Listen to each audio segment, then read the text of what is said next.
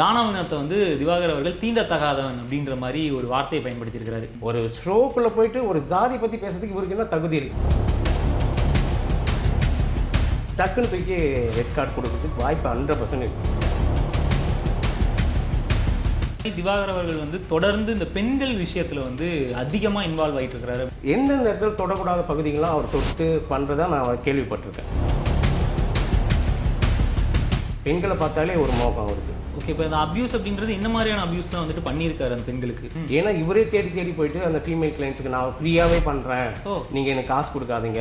என்ன மாதிரியான விஷயங்கள்லாம் அவர் பண்ணியிருக்காரு? சைக்கோ தான், சைக்கோ தான், குடிச்சிட்டா சைக்கோ. அவர் ஆசை இருந்தால் யாரும் ஒன்று தொட்ட முடியுமா? இல்லை, பேட் டச் பண்ணுற ஆள் இருக்கிற அளவுக்குலாம் வந்திருக்காங்களா?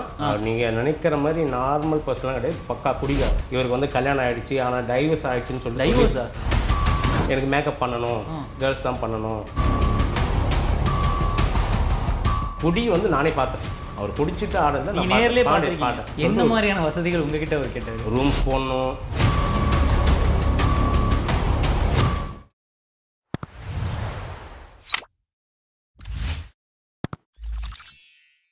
ஒயிட் ஹார்ஸ் நேயர்களுக்கு வணக்கம். நான் உங்கள் விஜய் சங்கர். இன்னைக்கு நம்மளோட நேர்காணல் இணைஞ்சிருக்கிறது யார் அப்படின்னு பார்த்தீங்கன்னா, hair stylist, makeup artist. Makeup artist அப்படின்னா சாதாரண மேக்கப் ஆர்டிஸ்ட் கிடையாது, செலிபிரிட்டிஸ் எல்லாருக்குமே வந்துட்டு மேக்கப் போடக்கூடிய ஒரு மேக்கப் ஆர்டிஸ்ட். அப்படி எல்லாருக்குமே தெரிஞ்ச இனியன் முருகானந்தம் சார் தான் இன்றைக்கி நம்ம கூட இணைஞ்சிருக்கிறாரு. வணக்கம் சார்.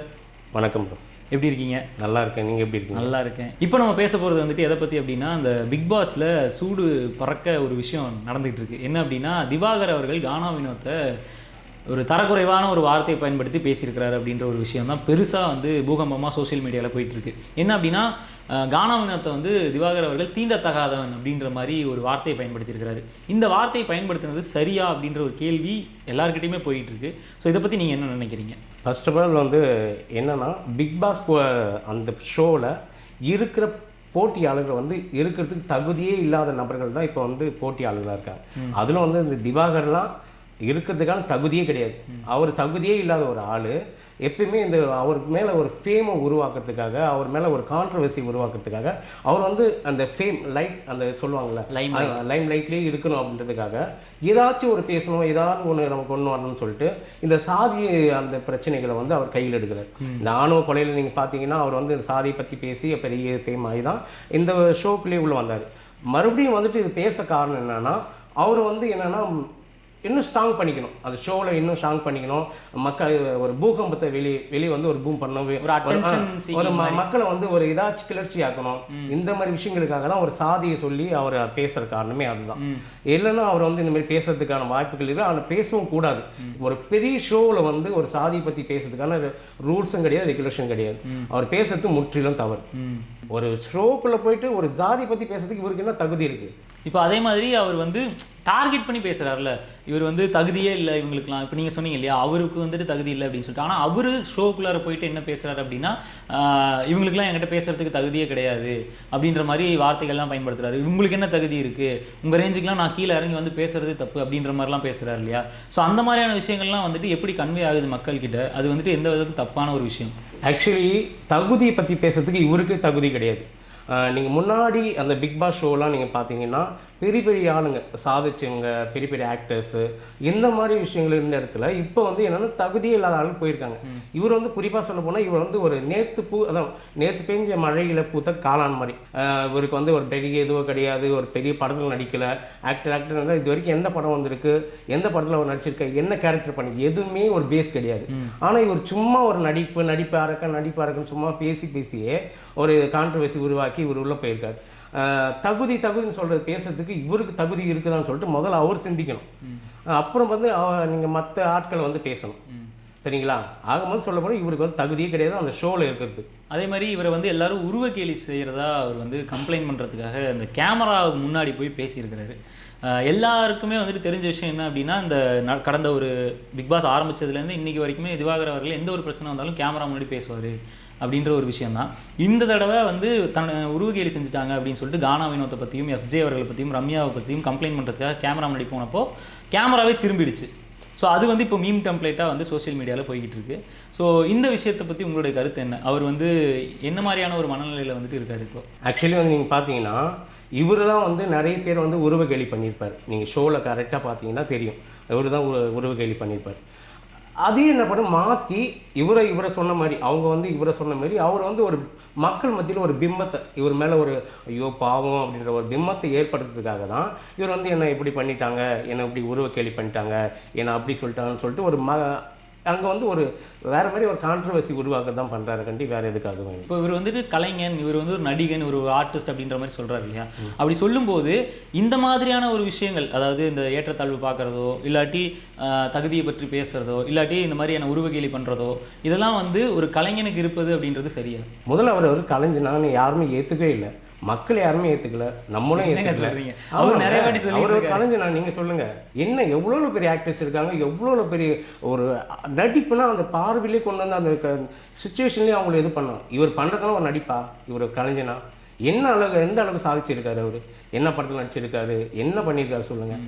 எதுவுமே கிடையாது. சும்மா ஒரு 5-6 படங்கள்ல வந்து பண்ணியிருக்கேன். இது எங்க வெளியே வந்துடலையே, ஒரு படம்லாம் வெளியே வரணும்ல. இல்ல வெளியே வந்திருக்கு, ஆனா வந்துட்டு ஒரு 10 செகண்ட் 20 செகண்ட் சும்மா அட்மாஸ்பியர் கேரக்டர் பண்ணியிருப்பாரு, அவ்வளவுதான். அவர் வந்து மெயின் கேரக்டர் பண்ணியிருக்கணும். மெயின் கேரக்டர்னா அவருக்கு டைலாக் அதிகமா இருக்கணும், அவர் ரியாக்ஷன் அதிகமா இருக்கணும். எந்த ஒரு நடிப்பும் இல்லை, அந்த மாதிரி விஷயங்கள் தானே. சும்மா ஏதோ சும்மா காற்று வாக்கில் அப்படி இப்போ சொல்லுவாங்கள்ல, அந்த மாதிரி தான் யூஸ் பண்ணியிருக்காங்க கண்டி. அவர் வந்து மெயின் கேரக்டராகவோ இதுவான யூஸ் பண்ணல, அவரோட கேரக்டரும் பேசப்படலை. அப்புறம் அவர் கலைஞர் சொல்லி ஒரு யூஸும் கிடையாது. சும்மா அவருக்குள்ளே ஒரு என்ன சொல்கிறது, நானும் ஒரு கலைஞர், நானும் ஒரு இதுன்னு சொல்கிறாங்களே, அந்த மாதிரி அவர் பண்ணுற விஷயந்தான். ஓகே, இப்போ அதே மாதிரி திவாகர் அவர்கள் வந்து தொடர்ந்து இந்த பெண்கள் விஷயத்தில் வந்து அதிகமாக இன்வால்வ் ஆகிட்டு இருக்கிறாரு அப்படின்ற மாதிரியான ஒரு பிரச்சனை வந்து பிக் பாஸ் ஹவுஸ்குள்ளாரே போயிட்டுருக்கு. அதற்கு வந்துட்டு ஒரு எடுத்துக்காட்டாக சொல்லணும் அப்படின்னா, இப்போ சமீபத்தில் திவ்யா கணேஷ் அப்படின்றவங்க வைல்ட் கார்டு என்ட்ரிக்குள்ளார போயிருக்காங்க. அவங்க வந்து கை கொடுக்கும்போது அவங்கள வந்துட்டு அவர் கையை வந்து நசுக்கி விட்டார் அப்படின்ற மாதிரி அவங்க வந்துட்டு ஒரு கம்ப்ளைண்ட் வச்சுருப்பாங்க. அதுக்கு திவாகர் அவர்கள் என்ன சொல்கிறார் அப்படின்னா, ஆசை இருந்துச்சுல்ல அப்படின்ற மாதிரி ஒரு விஷயத்தை வந்து சொல்லியிருப்பார். இது எந்த அளவுக்கு ஒரு தவறான விஷயம்?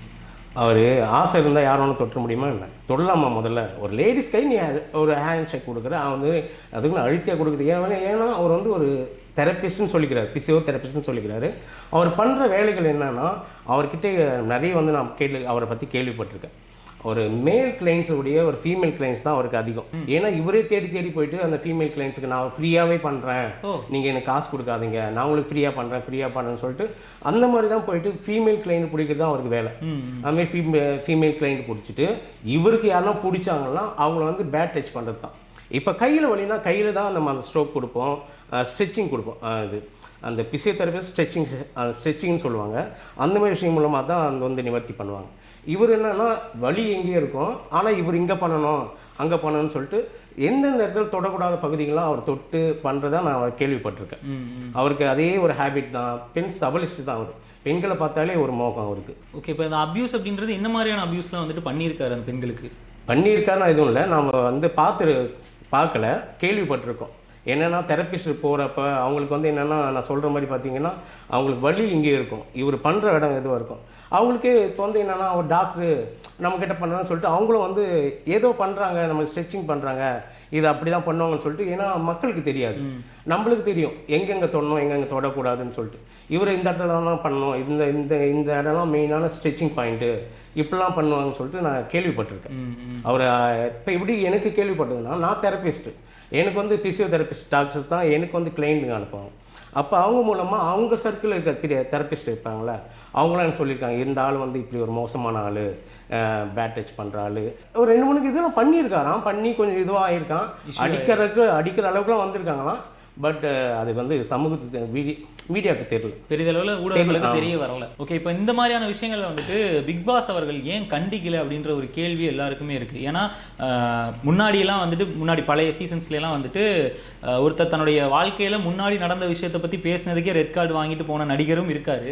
ஆனால் இவர் வந்து ஷோவுக்குள்ளாரே இத்தனை விஷயங்கள் பண்ணுறாரு, ஆனால் பிக் பாஸ் அதை ஏன் கண்டிக்கலை அப்படின்ற ஒரு கேள்வி வந்துட்டு எல்லாருக்குமே வருது. அதுக்கான காரணம் என்னவாக இருக்கும்? சும்மா பார்ப்போம், ஆட விட்டு பார்ப்போம், எவ்வளோ நாள் தான் ஆடுறாங்க அப்படின்னு சொல்லிட்டு பார்ப்போன்னு சொல்லிட்டு தான் இருக்காங்க. கன்ஃபார்மாக இதே நிலமை போயிட்டு இருந்தால் கன்ஃபார்மாக அவருக்கு ரெட் கார்டு கொடுப்பாங்க. கன்ஃபார்மாக நடக்கும். என்னதான் அவர் வந்து மக்கள் மத்தியில் நம்ம வந்து ஒரு பூஸ்ட் ஆகலாம், நம்ம பண்ணலாம்னு சொல்லிட்டு அவர் கான்ட்ரவர்சிக்காக பண்ணிகிட்டு இருக்காரு. ஸோ நிராகரித்தாலும் நிராகரிச்சிருவாங்க. கண்டிப்பாக ரெட் கார்டு கொடுத்தாலும் கொடுத்துருவாங்க. ஆனால் விஜய் சேதுபதி அவர்கள் ஒவ்வொரு வாரமும் வந்துட்டு இதை பற்றி எதுவுமே அட்ரஸ் பண்ணாத மாதிரியே தானே இருக்கு, எல்லாம் நோட்டீஸ் பண்ணி தான் இருக்காங்க. அவர் ஸ்டார்டிங்லேயே பார்த்தீங்கனாலே விஜய் சேதுபதிக்கும் இவருக்குமே ஏதோ ஆகாத மாதிரி தான் இருக்கும். இவர் எப்பயுமே இவர் பேசுறதுக்கு அவங்க வந்து எது பிடி கொடுக்காத மாதிரி தான் பேசுவார் விஜய் சேதுபதி. நீங்கள் பார்த்தீங்க ஸ்டார்டிங்லேயே பார்த்தாலே தெரியும். ஆனால் அப்படி இருக்க பட்சத்தில் இது பார்ப்பாங்கல்ல, தாக்குதுன்னா பதுங்கிருந்து தாக்குன்னு சொல்லுவாங்கள்ல, அந்த மாதிரி காமாக இருந்துட்டு டக்குன்னு தூக்கி ரெட் கார்டு கொடுக்கறதுக்கு வாய்ப்பு 100% இருக்குது. பிரதர், அதே மாதிரி திவாகரை பற்றி பேசும்போது அவர் நிறைய ஊருக்கு நிறைய ஷோஸ் பண்ண போயிருப்பாருன்னு சொன்னாங்க. அதே மாதிரி பாண்டிச்சேரிக்கும் அவர் வந்திருக்காருன்னு சொல்லியிருந்தாங்க. ஸோ நீங்களும் பாண்டிச்சேரி, அவர் நீங்கள் அங்கே வந்திருக்கும் போது பார்த்துருக்கீங்களா? நான் பார்த்தேன். நீங்கள் நினைக்கிற மாதிரி நார்மல் பர்சன்லாம் கிடையாது, பக்கா குடிகாரர். குடிகாரர்? ஆமாம். நான் பாண்டிச்சேரியில் இருக்கிறப்ப அவருக்கு வந்து ஒரு ஷோ பண்ண வந்தார். நான் ரிலேட்டடாக நான் பார்க்க ஓகே நம்ம வந்து தெரியாமல் பார்த்தேன் அவரை. இப்போ பெரிய இடத்துல போயிட்டு குடிச்சிட்டு எனக்கு மேக்கப் பண்ணணும், கேர்ள்ஸ் தான் பண்ணணும், அது வந்து பெரிய பப்புக்கு போகணும், பெரிய இது விளாடணும்னு சொல்லிட்டு பக்கா குடிக்கார். நார்மல் இது விளாட்ல முடா குடிக்குன்னு சொல்லுவாங்கள்ல, அந்த முடா குடிக்கார். ஆனால் வந்து நான் வந்து குடிக்க மாட்டேன், எனக்கு வந்து கல்யாணம் ஆகலை, நான் வந்து ஒரு தனி மரம், நான் நார்மல் பர்சன் அப்படின்னு சொல்லுவார். சுத்த போய் அவர் வந்து என்னன்னா அவருக்கு கல்யாணம் ஆயிருக்குன்னு சொல்லிட்டு கேள்விப்பட்டிருக்கேன். குடி வந்து நானே பார்த்தேன். அவர் குடிச்சிட்டு ஆடுறத நேர்லயே பார்த்தேன். என்ன மாதிரியான விஷயங்கள்லாம் அவர் பண்ணியிருக்காரு? சைக்கோ தான், சும்மா சைக்கோ தான். குடிச்சிட்டா சைக்கோ, சரிங்களா? அவர் பேச்சே வேற மாதிரி மாறிடும். எந்த இடத்துல என்ன பண்ண தெரியாமல் அந்த மாதிரி விஷயங்கள்லாம் நான் பார்த்தேன். பாண்டிச்சேரியில் தான் பார்த்தேன். ஒரு ஷோ நடக்கிறப்ப நான் பார்த்தேன். அதே மாதிரி இப்போ நீங்கள் சொல்ல விஷயம் வந்துட்டு கல்யாணத்தை பற்றி நீங்கள் ஒரு விஷயம் எடுத்தீங்க இல்லையா? ஸோ அதே மாதிரி அவர் கல்யாணத்தை பற்றி ஒரு மர்மமாகவே போயிட்டு இருக்கு சுற்றி சுற்றி. என்னங்க, அவர் கல்யாணம் கன்ஃபார்ம் பண்ணியிருப்பாருங்க. பண்ணாமலாம் அவருக்கு என்ன வயசு அவர் பாருங்க. அவருக்கு எப்படி பார்த்தா 40-45 வயசு இருக்கும். இது வரைக்கும் அவர் கல்யாணம் பண்ணி சொல்கிறாங்க. இல்லை கன்ஃபார்மாக 40-45 இருக்கும். நீங்கள் அவருடைய தோற்றத்தை வச்சு பாருங்கள். 35னா என்னங்க, அவர் அவ்வளோ எங்கே வகுறாரு? அவர் 40-45 மேலே தான் இருக்கும். அவருக்கு முடியெல்லாம் கொட்டி போய் அப்படி இருக்காரு, சொட்டையாக இருக்காரு. அதெல்லாம் கன்ஃபார்ம். அது வந்து ஹார்மோனல் இஷ்யூஸாக கூட இருக்கலாம் நமக்கு. இருந்தாலும் ஒரு உருவ தோற்றம்னு ஒன்று இருக்குல்ல, அந்த ஏஜ் நம்ம கண்டுபிடிக்கலாம். ஒரு நார்மல் பர்சனுக்கும் ஒரு அந்தந்த ஏஜுக்கு நம்ம கண்டுபிடிக்கலாம். இவங்க எப்படி இருப்பாங்க, ஒரு 30ல் எப்படி இருப்பாங்க, ஒரு 35ல் எப்படி இருப்பாங்க, ஒரு 40ல் எப்படி இருப்பாங்க நம்ம கண்டுபிடிக்கலாம். இவரை பார்த்தா நம்ம வந்து தெரிஞ்சிடும் இவர் வந்து 40-45 ஆன ஒரு தகுதி, அந்த வயசு தான் ஆகியிருக்கும். கன்ஃபார்மாக ஆகியிருக்கும், ஆகாதெல்லாம் இருக்காது. ஒரு மீடியாவில் வரணும், நம்ம வந்து ஷைன் ஆகணும் அப்படின்னு சொல்லிட்டு இதெல்லாம் மறைச்சி அவர் வந்து பண்ணுற வேஷம் தான். அவர் போலியான ஒரு வேஷம். சில ஒரு காணொலி பார்த்தேன். அதில் பார்த்தீங்கன்னா வந்து ஒரு நபர் சொல்லியிருக்காரு இவருக்கு வந்து கல்யாணம் ஆகிடுச்சு, ஆனால் டைவர்ஸ் ஆகிடுச்சின்னு சொல்லிட்டு. ஆமாம், டைவர்ஸ் ஆகிடுச்சின்னு சொல்லியிருக்காங்க. பட் அந்த நபரே வந்து சொன்னாலும் ஓரளவுக்கு இதுவாக இருக்கும். ஏன் அப்படி வந்து இவர் வந்து இப்போ வந்து பெரிய பெரிய ஆக்டர்ஸே வந்து எனக்கு வந்து நான் கல்யாணம் ஆனவன், எனக்கு குழந்தை இருக்குன்னு சொல்லிட்டு தான் வந்து எல்லா ஆக்டர்ஸும் ஒத்துக்கிறாங்க, அதை பப்ளிக் பண்ணிக்கிறாங்க. ஆனால் இவர் வந்து என்னென்னா இவர் சின்ன பையன் மாதிரியும் இவர் கல்யாணம் ஆகும், இதுக்கு வந்து என்ன பெரிய அளவுக்கு ஹீரோவை தூக்கி கொடுக்க போகிறாங்க, ஒன்றும் கிடையாது. அதான் வந்து அவருடைய குடும்பத்தை இருக்கிறதே மறைச்சிடுறாரு. அவர் கல்யாணம் ஆகணும்னு சொல்கிறாரு. இதெல்லாம் நம்புற ஒரு கதையாக இல்லை. மேபி அந்த வீடியோ வெளியிட்ட ஒரு நபர் வந்து அப்படியாப்பட்ட நபர் வந்து சொன்னால் இது ஓகே. ஏன்னா அவர் வந்து நேரில் பார்த்துருப்பார்ல, அவர் பார்த்ததால தான் அவர் சொல்லியிருக்காரு. சும்மா வந்து நெருப்பு இல்லாமல் புகழான்னு சொல்லுவாங்க.